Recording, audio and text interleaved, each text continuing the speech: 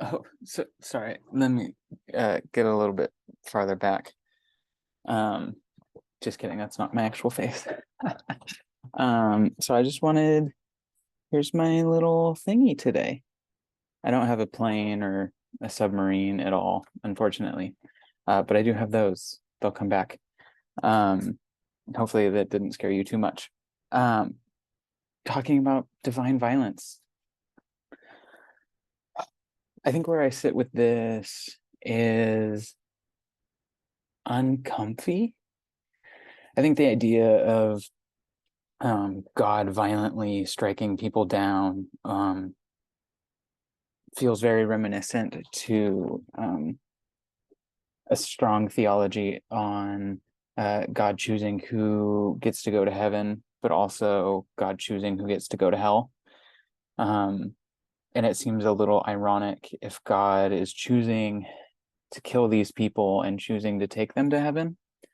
Um, and then you're clearly showing God's preference for one group being the Israelites over another group being the Canaanites. I think I like the idea of Joshua being a way to explain why people are there. Deuteronomy seems to have this really, really hard line. These people have to die. Otherwise, you'll sin and you'll become like them. I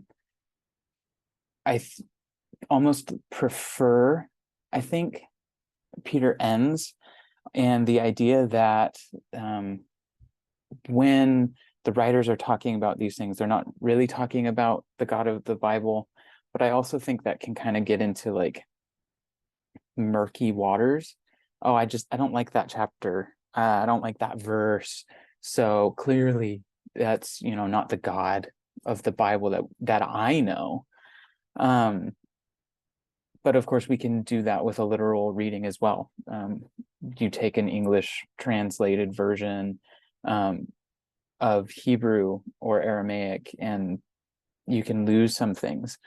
So when it comes to divine violence and where I'm kind of sitting is, I really like what Hawk points out when asking the question of what does it cost God? I, yeah, just, I think it puts it into a greater perspective on what God is doing. And if you're taking it literally or if you're taking it figuratively, there's still so many instances of the Bible where God is choosing Israel. God chooses Abraham. God, chose these people to be on their side to bring about the salvation of all of humanity. So if these texts are very literal, if these battles, if these genocides actually happened, that's tough. And then I hold it in tension with, well, but if this is God's plan to bring out salvation for everyone, then I guess it was worth it. Um, so that's where these come in. Is God happy about genocide? Is God a happy and loving God? I chose this mask because it's pretty creepy. Is there some like sadisticness to God?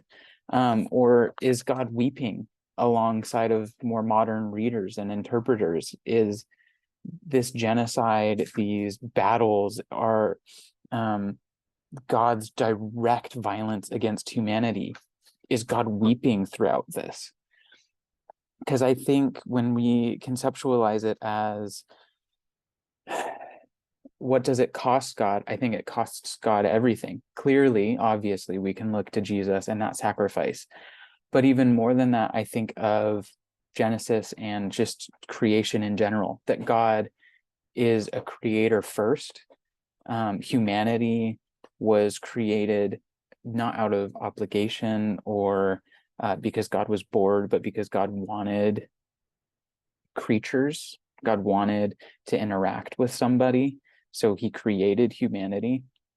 I think to bring about salvation, God did have to choose a side. And it's that tension, I think, that I'm wrestling with.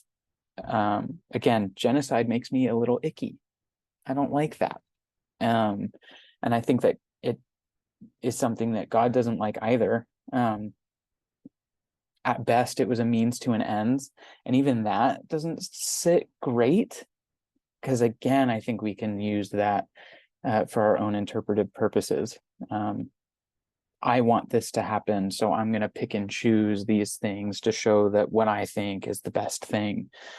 I think God feels bad. I think if God is having to enact divine violence, God doesn't like it. Ultimately, I think this does point to Jesus's sacrifice, that God enacts divine violence upon God's self. It's not upon humanity anymore. But this was the setup to get to Jesus, to create sacrifice of God and not sacrifice of people. So yeah, I think with violence and with Joshua as a whole, personally, I prefer that this is my dad is better than your dad on the playground kind of a situation, where the writers are coming in, they've inhabited the land, and their culture, their God was better than the culture and gods of Canaan. So the people come in, they inhabit the land, and they assimilate, but their culture is stronger. Their Yahweh is stronger. And so that's the lasting power of the Israelites and Judaism as a whole. And so these writers took what happened and tried to give a grander explanation, almost a folk tale setting. Yahweh is so much greater. Look at how Yahweh protected us and fought for us in these battles. When I don't know that actually happened. And if it did happen, I think God is weeping alongside of us. Yeah, I'm going to try to not go over. So I'll end with that. Thanks.